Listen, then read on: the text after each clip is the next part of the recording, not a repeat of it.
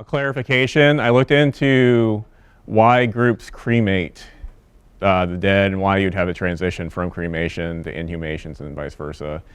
And there is cross-cultural study done by Glenn Rice, who's a Hohokam archaeologist, that he looked at different cultures, and there's a Peeposh belief, which is one of the groups that lives on the Salt River, Pima, Maricopa Indian community, that you have to cremate somebody to cleanse them. That if they go into the dead without being cremated, they're considered dirty and they're not going to be accepted into afterlife. So that's one possible reason. They're not a direct descendant, but they're in the area of the Hohokam. So it's historical analogs give you an idea of what could be. So that could be why. So I finished off on the Pioneer period last Thursday. So we're moving into the Colonial period. And with the Colonial period, you have two phases. You have Gila Butte, which is represented by this type of overall pottery, and Santa Cruz phase, which is that type. There's more to it. But as I said before, the different phases are based off of pottery at this point. It's going to change once we get into the Classic period. The Colonial period is really seen as the point of the height of artistry. That you get palettes. These are schist palettes. That the amount of effort put into them is at a height at this point.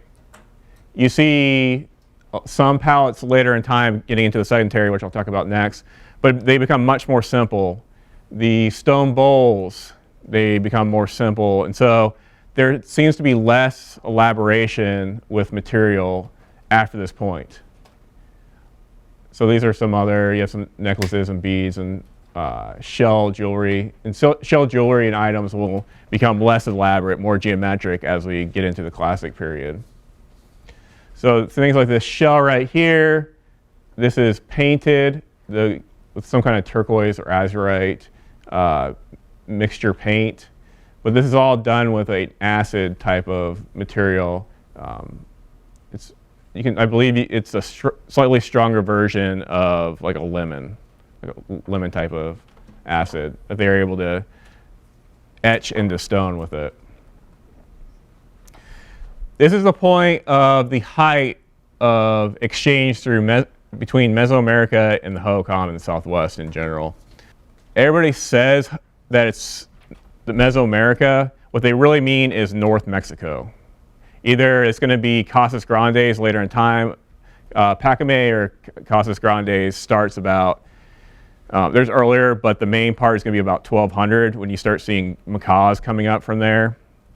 But at this time, you're seeing trincheras in West Mexico, and West Mexico is going to be much more strong at this time. And the Hohokam seem to have a much stronger tie with West Mexico than they do the Casas Grandes region, which is in Chihuahua. So they have a stronger connection with the Sonora. So coming up, you have macaws, more likely coming from Casas Grandes area or further down south. These are tropical birds, but they were able to breed them at Casas Grandes. The question is, like I said last week, were they actually breeding them in the Southwest? Because we know that there may have been live macaws at Chaco Canyon, because they are all killed about when they reached yearling status. So that's an unresolved debate right now if they're doing it, but they're definitely doing it in Chihuahua. You have copper bells, which there's two different types. There's a lost wax version and a cold pounded version that changes through time, and so there's different styles so they can figure out when the bells were made and likely when they came up here. And those were only made, the furthest north that bells were made prehistorically is the west coast of Mexico. Otherwise it's down further into Mesoamerica. Then you have the mosaic mirrors, which I touched on, and one of these was found by Double Butte, where the I-10 goes through it in one of the caves. A farmer found it back in the 30s or so. They're not really common. They're called Mesoamerican interaction markers by Ben Nelson, who is a professor emeritus from ASU, who studies the northern part of Mesoamerica at Lake Mata. So he has been interested in looking at what are the interactions, what are the relationships in between the Southwest and Mesoamerica, really North Mexico. And so there's a number of items. Shell is a weird thing because shell is coming from the Baja California or the Gulf of California, but the Hohokam are making it their own. So shell jewelry, so these bracelets and rings, if you find a shell bracelet in ancestral Puebloan, so basically in New Mexico, it's oftentimes attributed to the Hohokam, not Mesoamerica. Even though you have a lot of Mesoamerican or North Mexican, West Mexico cultures that really get into the shell, and they have a lot of traits that are very similar to Hohokam. I had 3 readings that, if you're interested, you can look into. There's one about Sonora, and so it gives a brief overview of trincheras, but other groups, and they have a drawing of what maybe a family looks like. And those individuals look a lot like they could have been Hohokam. Very similar traits. They're not. They're elsewhere. But the types of things that Hohokam are doing, you see down in West Mexico as well. With the transition to the colonial period from the pioneer, you see more pit and houses, but more importantly, you're seeing a standardization of village design here. So you're having a secondary plaza. There are larger plazas, oftentimes associated with ball courts, which I'll get to. You have a formerly trash mound, you have a cremation or a cemetery area, and then you have houses. And so each one of these is a segment of a larger village, therefore it's called a village segment. So it's repeating. So at the smallest level you have a household, at the next level you have a village segment. So it's made up of multiple households. They may be related, they may not be related in somehow.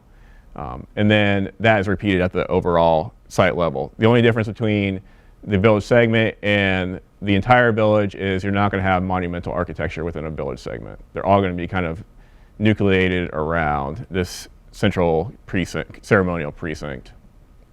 For the mortuary practices, the dominant type is going to be cremations in jars.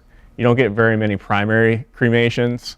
So primary cremation, like I showed last week, is they would burn the bodies in place and just leave them there with offerings and other things. With the secondary cremations, which have become much more common, they're cremating the individuals and then they're getting a subset of the remains, because you can't get all of them, and putting them into jars. And so it's a secondary cremation. You are getting inhumations, but they're less common than the jar cremations. We see a rise in ceremonialism during the colonial period. This is a time that we see the first ball courts. They're not going to be everywhere. We're not going to get ball courts everywhere until the sedentary period, so the next period. The way I describe ball courts is that they would be like an NBA basketball game surrounded by a swap meet. Because you can kind of see here that you have ball players here. I'll get to the correlation with, or the relationship to Mesoamerica. So you have ball games here, and then you have spectators along the sides on the berms. Dave Abbott, now emeritus professor at ASU as well, has found that they were probably holding markets alongside the ball games. They're called periodic markets. It's not like you'd go there every Sunday. It's on a Sunday or every Saturday market. Whenever they'd have the ball games, people would come together from all over the Hohokam region and exchange goods. It made it a lot easier on the producers themselves because they didn't have to go to every individual and say, oh, let's make a deal. You have individuals coming to one place, it makes it shorter for them, and producers are coming to the same place.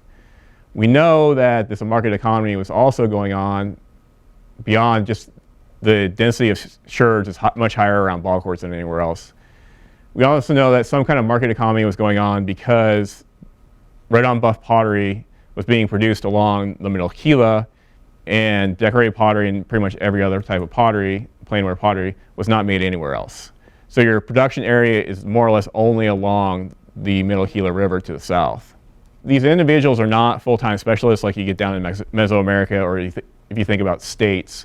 You do not have people that their entire job is pottery. That's not what they're doing. They're doing pottery, they're doing farming, and a bunch of other things as well. even though it's part-time specialists, they're not massive manufacturing. A good potter, even at a part-time status, can produce multiple pots per day, even really intricate pots. It doesn't take real good potters that long to make a pot. It's thought that this market, or the ball games themselves, may have been regulating the markets. If you look down in Mesoamerica, we have historic accounts of markets. When the Spaniards got to Mexico City or Tenochtitlan, the northern part was the main market, and the Spaniards remarked of how much diversity and how much bigger and essentially how much better the Mexica or the Aztec markets were than any European market that they had ever seen. So they're in the middle of Mexico at a fairly high elevation. They had fish from both the Atlantic and Pacific, stones from as far away as, I believe, South America. And so they have this real diversity of different materials that was facilitated by these markets and traders and other things. In that case, you have elites, you have powerful elites that are monitoring the markets to ensure that people that are selling stuff are not screwing the buyers and the buyers are not trying to screw the sellers. That's what the government does today with regulations about price fixing and other things. In the ancient world, that would have been your local elite. And so that was one of the benefits that local elites were giving the general population for being elite. There's oftentimes a connection put in between Hohokam ball courts and Mesoamerican ball courts. So down at Tenochtitlan or Tula, Chichen Itza, other Maya places, that there's a prevalent thought that the ball game itself came from Mesoamerica and diffused up into the Southwest. The ball court itself likely did not, because to my knowledge, there's not a single ball court in Mesoamerica, except for very, very early on, several thousand years before this point, that is an oval shape like this with berms and everything. The Mesoamerican ball courts are consistently either eye-shaped or alley ball courts. And so you have goals and other things. But the important thing about the ball games is that there's a diversity of ball games, that when the Spaniards got to the northern part of Mexico in the early part of the 1600s, late 1500s, people were still playing ball games, but they were not playing in courts like this. And the Aztecs were playing in their courts, and some of the Maya were playing in courts. But they were playing in just open fields, more or less. And so there's a diversity of ball games, and there seems to be a connection with the underworld with it, at least down in, among the Aztecs. So we're not really sure what type of games that the Hohokam were playing. We know that they were using rubber balls, because there's been a few that have been found made out of waioli, the sap of a bush from the Chihuahuan Desert. But beyond that, there's not much known. These also might have been dance platforms, not platforms, but dance areas, because it gives you a huge amphitheater, essentially, that people could be doing things in the middle, not just ball games, and have spectators. There's a question about the ball court orientation that Dave Wilcox talks about. He has a volume with another author that it's anything and everything you want to know about Hohokam ball courts he puts in there, and there's another book or a chapter that's called the Mesoamerican ball court that he's in, or the book. So he looked at orientation, and he found that he couldn't find a discernible orientation of the ball courts. In Mesoamerica, an area will tend to have an orientation that the ball courts line up to. It's either a celestial orientation, or it's a mountain or some geographic kind of marker that ball courts will align to. And it may be like that among the Hohokam. At Snaketown is what he's basing this off of largely, that there seems to be some kind of orientation going on with the largest ball court and some other smaller buildings around it. But as far as orientation, there's no standardized orientation of Hohokam ball courts. There's no standardized size either. There's big ones and small ones. There was another question about ball courts and platform mounds. There were no ball courts in use when the formalized platform mounds like Pueblo Grande and Mesa Grande were in their formalized status. So when they became rectangular around AD 1300, ball courts were not being used as ball courts anymore. So it doesn't seem that they are aligning, that the timing is completely different, which is completely different from Mesoamerica. In the basin of Mexico and in the Maya area, the Maya lowlands, you have platform mounds and ball courts being used at the same time. They're doing different things, but they're part of the same cosmology. For whatever reason, the Hohokam separate those.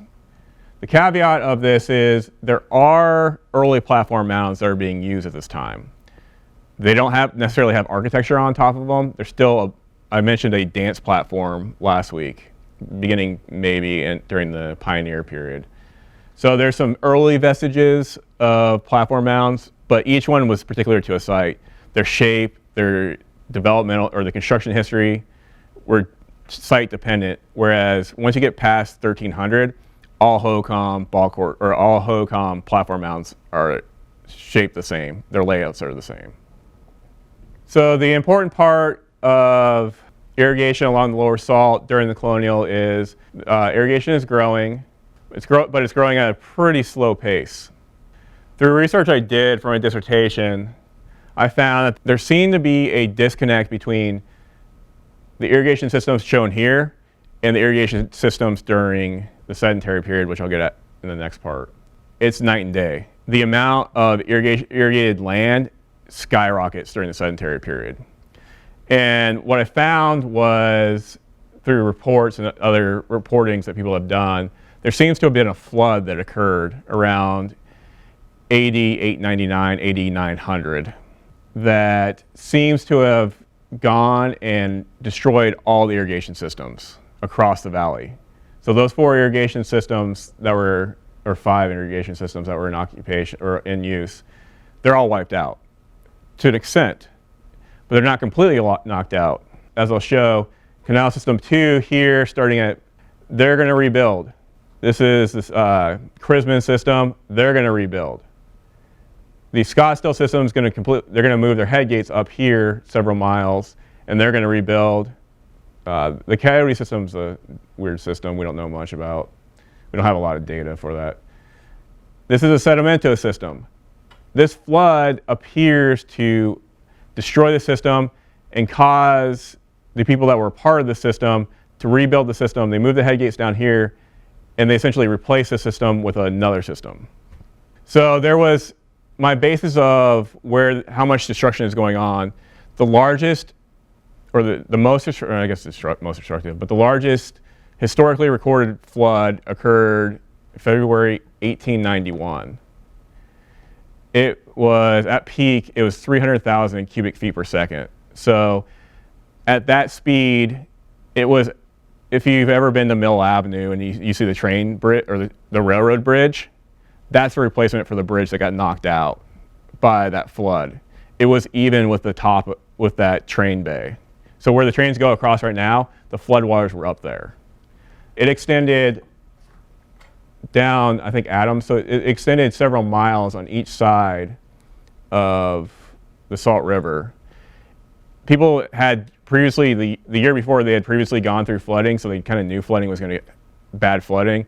But this moved so quickly that kids were in school when the floodwaters were rising. And then it also caught them off guard because the floodwaters just didn't knock out the canals. It actually went up the canals and spilled out, went up streets and spilled out into the surrounding areas. And so people were they weren't expecting it to be an all-enveloping flood. The streets and canals really extended the extent of the flood itself. And so newspaper reports at the time said that any adobe houses that were in this area were completely destroyed. There were several individuals that died from it. And so looking at the destruction that happened there gives me an indication of the type of destruction that may have happened during this AD 900 or late colonial, early sedentary flood. The peak discharge has been estimated to be 450,000 cubic feet per second. So you're talking about magnitudes larger. So with that type of flood, it essentially destroyed all irrigation, but it also, the Hohokam are extremely resilient. And so even though their irrigation systems were completely knocked out, probably within a year or so, they had them back up and operating. So this flood is probably a pivotal point in Hohokam history. The Sedentary period, which lasts until about AD 1000, it contains one phase, which is the Saccatone phase associated with Saccatone red on buff. There's been suggestions to break it up into multiple ones, but this is the one that sticks. It's been differentiated in between early Saccatone, middle Saccatone 1, middle Saccatone 2, and late Saccatone. This pot right here, this is called a double-capped wavy line double-capped fringe. This was produced only at a certain time. So certain attributes of this pot, this is a Gila shoulder right here. Based off the attributes of this pot, it looks like it's probably middle Saccatone 1 to late Saccatone. There's no real date correlation with that, so it's sometime after AD 1000 and before 1100. So this is the pottery we may see at the cemetery within the site. So we're getting into the time period that the habitation or the settlement that we're near more or less dates to, or at least what I believe it dates to. So this is a point where it becomes more applicable to what the archaeology out there. So this is an example or an illustration that Archaeology Southwest did, which is a group down in Tucson. What a Hohokam marketplace will look like during a ball court game day. You have a potter here who's exchanging things. You have buyers, and they're all kind of coming there and doing things together. And so by having this ball game going on, it's all, like I said, this is regulating the exchange. It's a common ball court ideology is regulating exchange. Also said that pallets and other shell and other items become less elaborate, becomes more geometric, and less effort looks like it's placed into actually putting designs on shell, stone, and other material. You start seeing paneling going on, the Gila shoulder. What's really neat about this shoulder is it only occurs mostly during the Sedentary period, and it becomes increasingly sharper as time goes on, to the extent that what's called knife blade is at 120 degrees. So the Gila shoulder is about like this.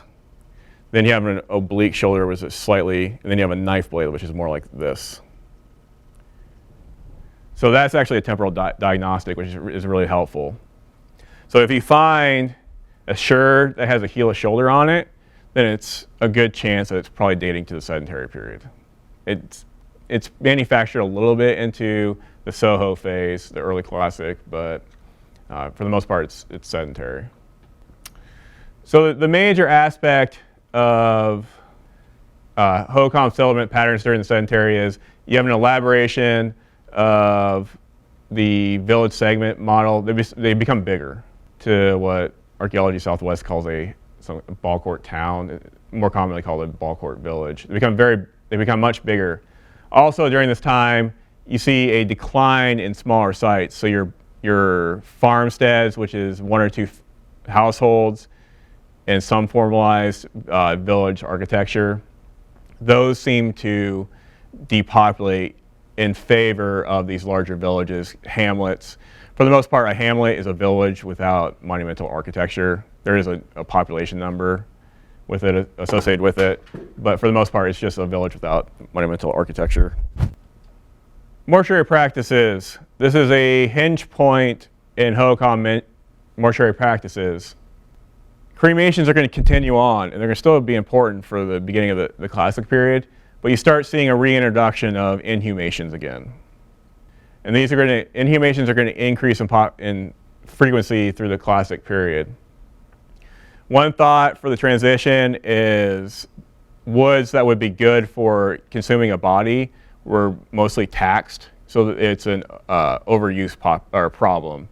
That because populations are becoming so big, that these villages are becoming so big, there's so many people are using the wild resources around, and they can't repopulate in enough time. The resources can't regenerate in enough time. So we're also going to see that the houses change. So based off of the changes to burial patterns or mortuary practices, house construction, and looking at the type of plants that are growing. You see a transition more to grasses during the Classic period. Looking at those, it looks like there was resource depletion that were impacting the Hohokam. At least that's the argument. So this are the irrigation systems after that late colonial, early sedentary flood. So this is the sedentary systems. So not only are you increasing the number of systems, they're much larger than before. The systems are night and day between the colonial and sedentary period. With this amount of agricultural land, you can support a large population. You can also support a market economy because farmers around the world through time, they're not producing crops just for their families. Yes, subsistence needs is something that they address, but there's also social obligations that they have. So you have family obligations that you have to contribute a certain amount of grain or food to a greater household pot. You also need to have extra crops, or extra crops are used to trade for things. So if you're a really good farmer, you can get pottery from the Middle Gila. The agricultural production potential wildly changes through time. And so during the sedentary period, the Lower Salt River Valley is the Hohokam breadbasket for the entire region. This amount of land is likely not only feeding the people that are living in the valley, it's also probably going out throughout the region, maybe not down to Tucson, but into the northern periphery, so the Anthem area, going over into the Tonto Basin area where Roosevelt Lake is. So there's a massive amount of food going out for different reasons. So moving into the latter part of the sedentary period, this is a time that is termed the pre-classic transition. It lasts from approximately AD 1070 to 1100. The major things that are happening at this point are the marketplace system and the ball courts end or cease. Based off of ceramic evidence and some dating from the ball courts, all the ball courts seem to have stopped being used for the most part around AD 1070 during the late classic or late sedentary. It appears that they did not just abandon the ball courts. It appears, at least at one ball court and a few other ones, that they intentionally closed what's called ceremonially closing a feature or a structure. So it looks like they intentionally dumped trash, which is sherds, the things that we're going to be digging through out at the cemetery at the site. Midden type of things, but specific types of midden things. Throwing that in there, and it looks like they were actually pushing over the berms of the canal, or of the ball courts. So along the sides here, it's been found that there's fragments of the sideburn found within the fill of these filled-in ball courts, along with late sedentary sherds. So it seems like there's an intentionality to end ball court ceremonialism. We see this among the ancestral Puebloans, that you'll have rooms that are thought to be ceremonially closed, that the individuals will put crystals and other things as offerings, and then they shut off the wall or shut off the doorway. Same thing with kivas. They would put certain deposits in there and they would burn it down. And so this may be a version of that people were transitioning from ball court ceremonialism, and is a clean start, I guess you could say. Corresponding with the loss of the ball courts, it appears that the marketplace system ended. That is based off of, one, that there's no longer ball courts to dictate fair trade between sellers and buyers. There isn't any areas that seem to be within plazas that have higher ceramic numbers than elsewhere. There was a social balkanization that went on. Balkanization comes from the Balkans, which was part of the Soviet Union at the time. So it looks like each individual canal systems, like Canal System 2, the Riverview system, Los Muertos system, Lehigh, and so on and so forth, were only trading with people within the irrigation systems. This is based off of ceramic evidence from Canal System 2 and Canal System 7, which is down here, it's not depicted. So once again, referring back to the work of Dave Abbott, he found that individuals at Pueblo Grande were producing a certain type of pottery, and people at Las Colinas were producing a different, these were both planewares, they're using different tempers. And so they were exchanging this up and down the canal system, but down here, later in time, it's not depicted on here, but there's a site called Pueblo Salado. It's down by the airport. The amount of planeware pottery was much lower than Abbott expected if they were a part of this irrigation system, because an important part of an irrigation system is the people have to work together. Because if you have multiple families that are what's called free riding, people at the end of the system are not getting water. So there has to be some kind of agreement. It's why in Valencia, Spain, back in the 1600s or so, they created water courts. And so the number one concern of irrigators around the world is people stealing water. It doesn't matter if they're stealing water, they're concerned about everybody else stealing water. There's been, they're called games, but it's called a common pool resource issue, that irrigation works only because you can agree, during times of less water, you have to work together. But if there's more water, you don't need to work together. And so with the free riding problem, with this common pool resource problem, farmers have been asked, would you steal water at this position versus here? And based off the results of those studies, they found that an irrigator will steal as much water as they can without getting caught. And so that seems to be pretty universal. So these systems are essentially really hard to keep together, that they have to be really socially integrated to function correctly. Looking at the ceramic patterns, Pueblo Salado down here, this is La Ciudad, so it's down here. The fact that Pueblo Salado had a much different pottery signature than these villages up here indicates that they weren't part of the same system. So Canal System 2 itself is trading. You're not finding a lot of pottery from Los Hornos. So South Mountain has South Mountain granodiorite over here. You're not finding a whole bunch of South Mountain granodiorite within Canal System 2. And more likely vice versa. The study was only on Canal System 2. So he expanded his study down south of there and found that Pueblo Salado, the signature of Pueblo Salado's planeware was more similar to south of the river and further away from the closest sites, or further away than the sites within Canal System 2. So it looks like, in that case, Pueblo Salado is a smaller system. There's only one or two sites on there. But the important thing is these people aren't talking to each other to the extent that they were during the pre-classic. So there is a fundamental breakdown in social relations among the Hohokam. So as I was saying, you have trade going on at Las Colinas here, going up and down the system to Pueblo Grande and vice versa. It was really nice. The really great thing about the Phoenix area is every peak you look at is different geologically.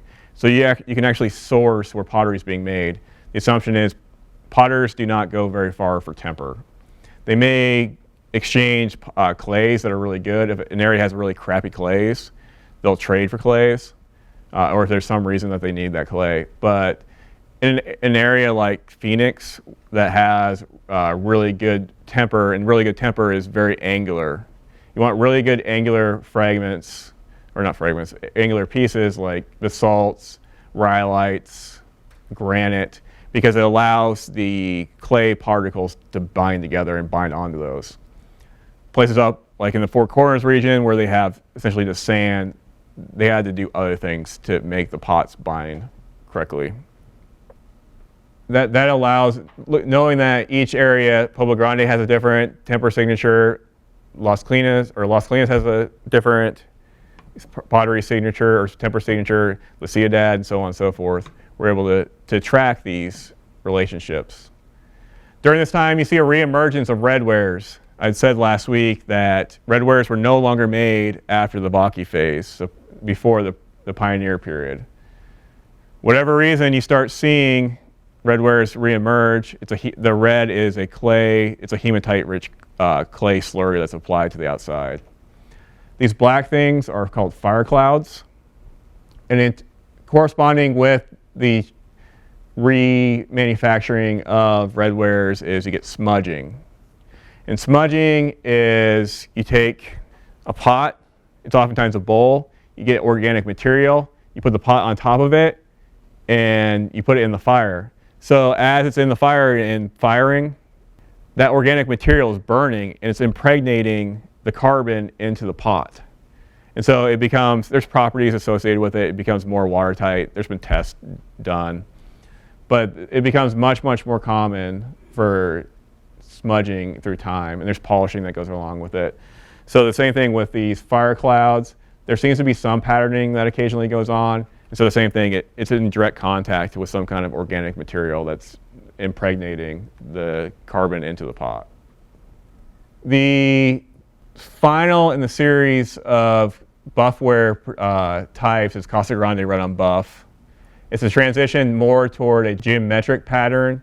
You don't see life forms on Casa Grande red on buff. It's also made very differently. It becomes much more powdery. The paint, it becomes much more fugitive. So if you touch a typical Casa Grande red on buff, red paint may come off. It sometimes does.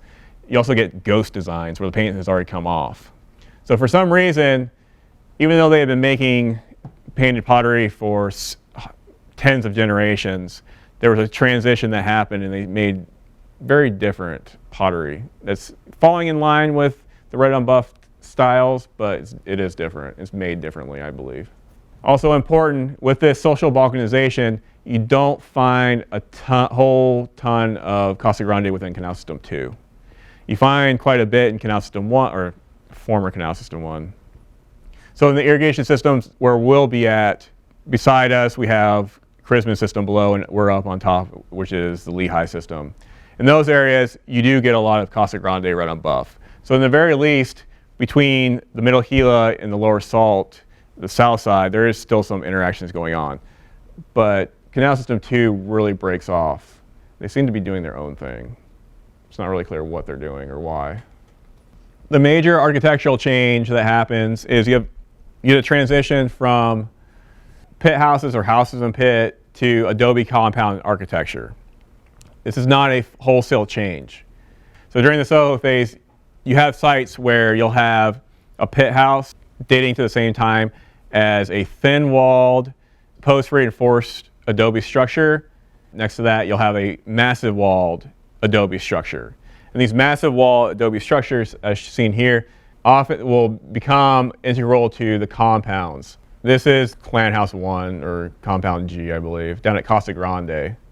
And so this gives an example of what a compound will look like.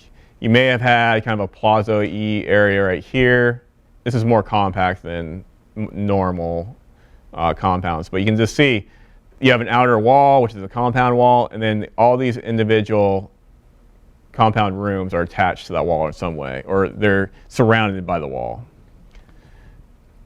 So what you see is, with the transition to this more bulky type of architecture, is a segregation of society, once again, with the social balkanization. People are not only stopping, no longer really talking to people from other irrigation systems and other parts of the Hohokam world and elsewhere. They're also segregating themselves from each other within the same villages. As you can see here, this is an example of a pre-classic pit house village where you have a courtyard group where you have several pit houses are facing the same area. You have a courtyard here. You have individuals grinding corn and other things. So if you wanted to, you could go up here and you could walk up to these individuals and talk to them or whatever. If you wanted to get to this plaza-y area or patio area in Mesoamerica, you have to go through this doorway, and a bunch of things to actually get here. These walls may have been about 6 feet tall, so they're imposing barriers that the Hohokam are erecting around each other. So something happened during the pre-classic classic transition, or caused the pre-classic classic transition to force people to start putting up fences between each other. And it's not a lack of water. So they have enough water to grow crops. It's something else that happens. So as I said, with the sedentary period, you see an increase in inhumations. So the most common type of mortuary practice is inhumations. And again, it's thought that a decline in available good firewood may have shifted mortuary practices more toward an inhumation. So this is the dominant style that's going to persist through the rest of the time. So for ceremonialism during the Soho phase or early classic period, for a long time it's been thought that there's just nothing. The ball courts are gone and the formal platform mounds aren't yet there. Between 1070 and 1300s, more or less a void in our understanding of ceremonialism among the Hohokam. Stuff that I've looked into, I believe that there was probably a lot of plaza stuff going on at this time. Plazas are really important to southwestern groups and elsewhere. This is Casa Grande. It's a map of Casa Grande. And so what I found is there were several plaza areas that seemed to open up. There's a main plaza area during the sedentary period associated with the ball court. And then there are some sites that develop right here. You get a splintering into village segments. And so each village segment seemed to have a very large plaza area. Along with that, you're getting these really early platform mounds. So this is compound B, which is more or less here at Casa Grande. You can go visit it. You can't get into it, but you can go to next to it. 1906, 1907. Jesse Fuchs, who was a preliminary, or he was a very famous archaeologist that worked for the Smithsonian. He went throughout the Southwest. He excavated, the Smithsonian sent him out to Casa Grande to excavate the Great House and other areas around it. The Great House is compound A, that's catty corner to this. What Fuchs found was there was two things they called Pyramid A and Pyramid B. When he excavated Pyramid A, he found that there was a sequence of 7 different construction episodes. That he saw walls that changed over time. It's something that I showed with Snaketown Mound 16, that really early dance platform, it changed over time. Same thing with the early platform mounds at Casa Grande, that they changed over time. And so Pyramid B is very amorphous, and it's very, very typical of a early platform mound. Pyramid A here, it seems to be getting more toward a formalized Savannah or late classic platform mound, but it doesn't quite get there. But it's starting to get its rectangular shape. So if this was in use as a main ceremonial area during the late classic, you expect this to be much more rectangular and many more structures on top of it. For ceremonialism, you're going from a type of ceremonialism that's bringing everybody together to a much more fragmented ceremonialism, that you have the plazas where people are doing stuff, but you have multiple plazas. So not everybody can be at the same plaza at the same time.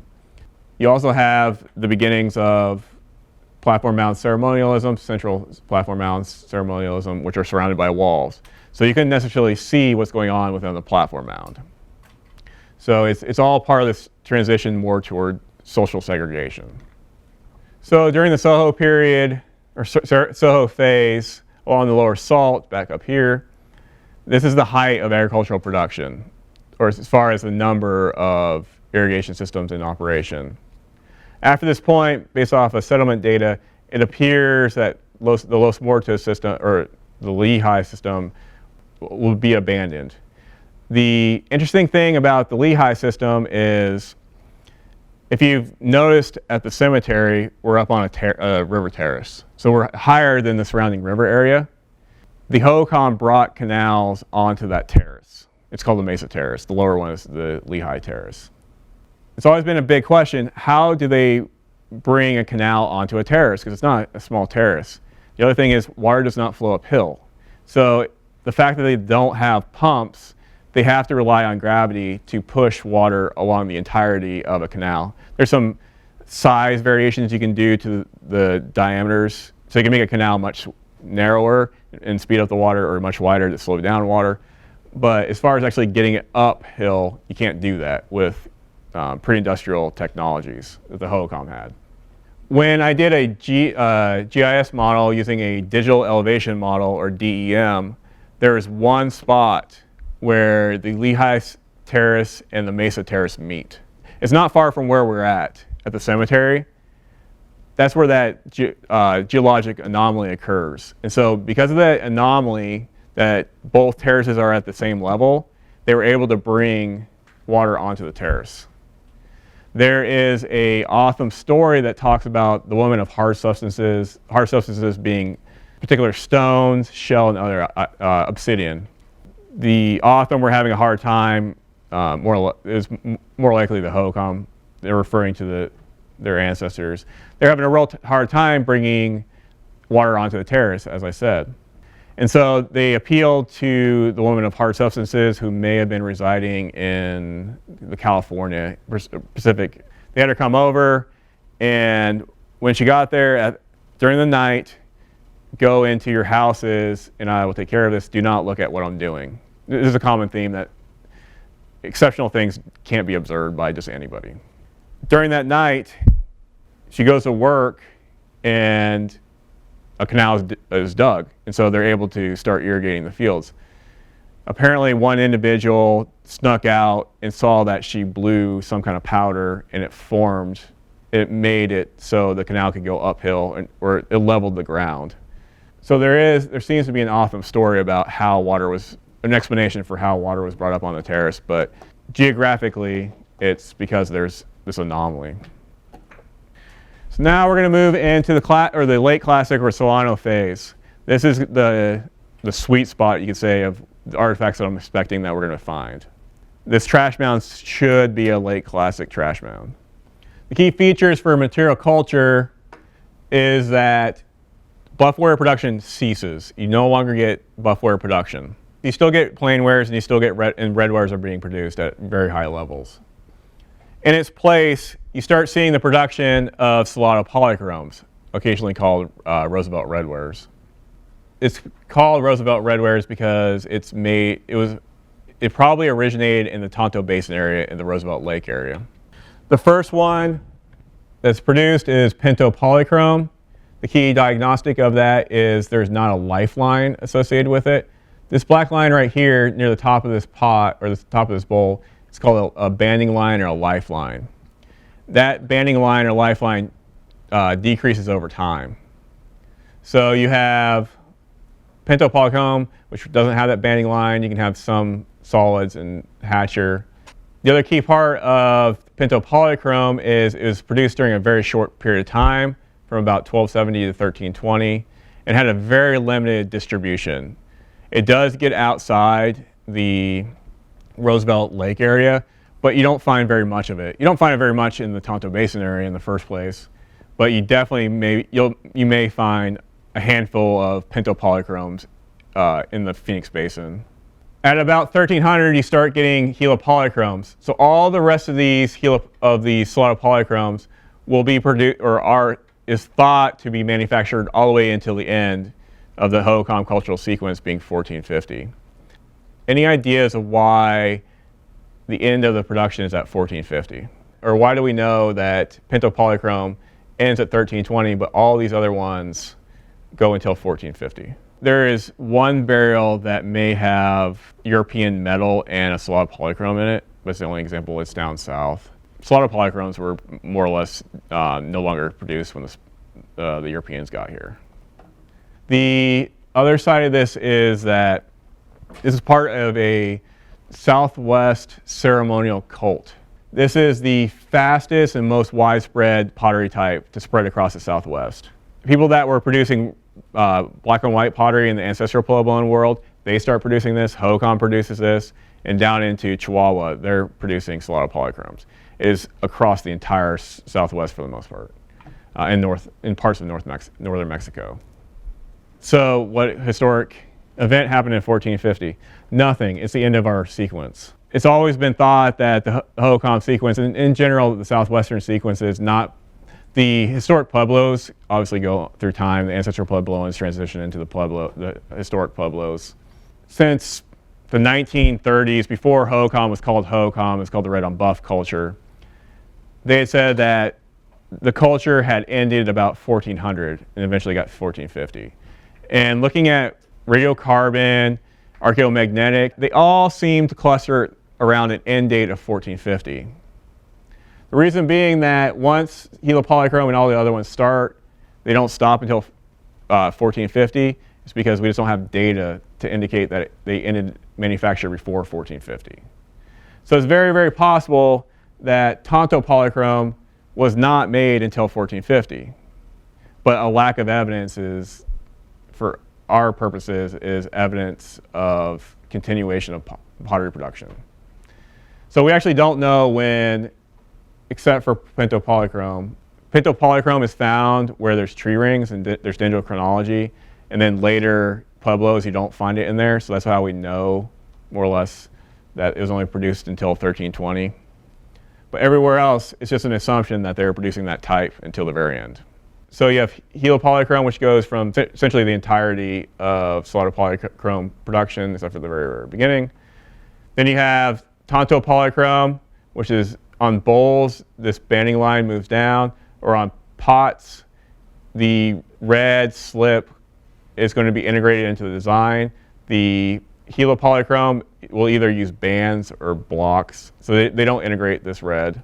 Cliff polychrome seems to appear around 1350. This is one of the most important types, the series that are associated with the cliff polychrome, because it starts after 1350. It's a particular shape for the most part. These are particular shapes. It's a semi-recurved bowl. You could also think of it as a really wide-mouthed jar. Finding a sherd that has this semi-recurved form, you know it wasn't made until after 1350, based off of tree ring dates. You get later and later types. So if we find a Los Muertos type, which is using fine line red lines in the design, or if we were to find a Phoenix polychrome, we can give it a later and later end date to the site that we're looking at.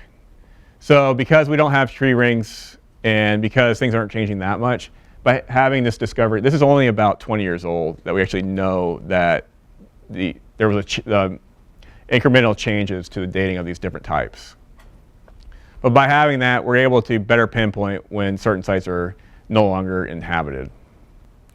At this point, the transition that had been happening with the pit houses, post-reinforced and solid-walled adobe being inhabited at the same time within the same sites, that goes away during the late Classic or during the Savano phase. It is only compound architecture that's being built. So essentially, everything that the Hohokam are interacting with as far as the built environment is going to have a wall, or it's going to have some way to stop you from seeing unless you're meant to see. So if we do find structures, I would expect to find a compound structure. We may find a pit house, but I would expect more than anything that we'd find some kind of compound architecture, adobe architecture out at the cemetery. And all Hohokam are living in villages. You're not getting hamlets or anything else for the most part. So around 1300, around 1300, you see a sweeping change to the platform mounds. So you go from the early amorphous platform mounds to a very rectangular shape. This is a rendition of what maybe Pueblo Grande looked like. It looks very Puebloan. There's some disagreement whether it looks more Puebloan or more Mesoamerican in style. But essentially you have multiple rooms on top of the platform itself. You have some storage rooms occasionally on the side, and then lower compound rooms down below within the wall. So because of the way this architecture is, there's been this long-running assumption that elites may have been living on top of the platform mounds themselves. I don't ascribe to that. The Hohokam are not highly hierarchical. You don't see the certain stations markers of office that you expect for elites. You don't have the surplus production during the late Classic that you'd expect for elites.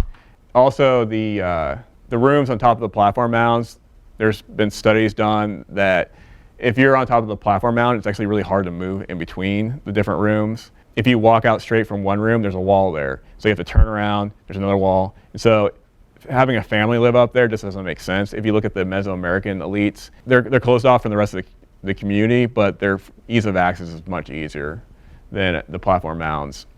So there's not a lot of domestic features, like there are hearths, but they're slightly different.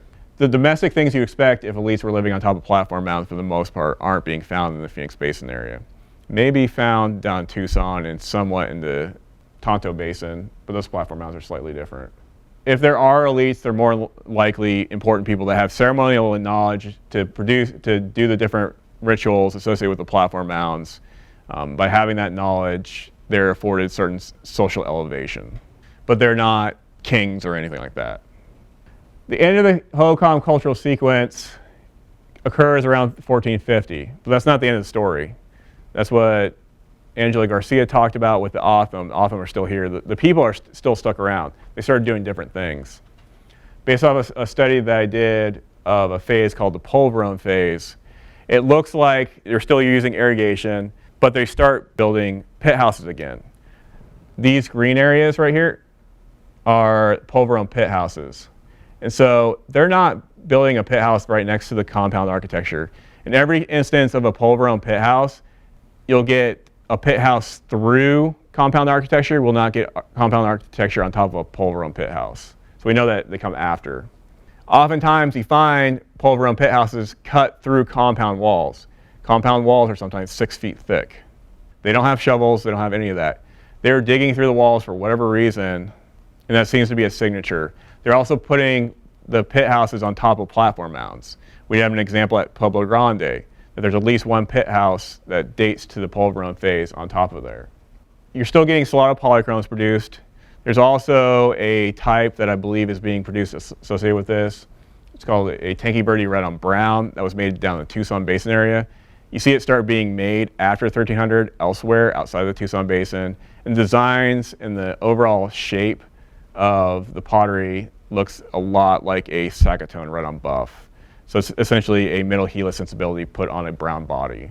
The end of the Hohokam cultural sequence is not the end, but they're transitioning into a mixed diet. You're getting some irrigation. You're also getting a lot more wild resource collection. It seems that they're transitioning into what the Spaniards saw when they first got into this part of the Southwest, that people are living in kind of ranchera type of things with a few households, but they're not living in these, what you call a mega site for this region. They're not living in villages. It's a household or two that are living in any one place. So rather than the common narrative among popular Hohokam literature like Jared Diamond's collapse, the Hohokam did not collapse. They did not disappear. They transitioned into something different that eventually likely became the Otham. So is there a theory for why figurines use declines? The thought is that there's a transition to more community-based ceremonies and ritualism, that it becomes much more important that you're a part of your community and you're a Hohokam than it is that you're a part of your household. The figurines indicate individuality within ceremonialism, which it's thought. Right about the time that you're losing figurines is where the first ball courts are being constructed. And so it becomes much more of a community or regional focus on ceremonialism.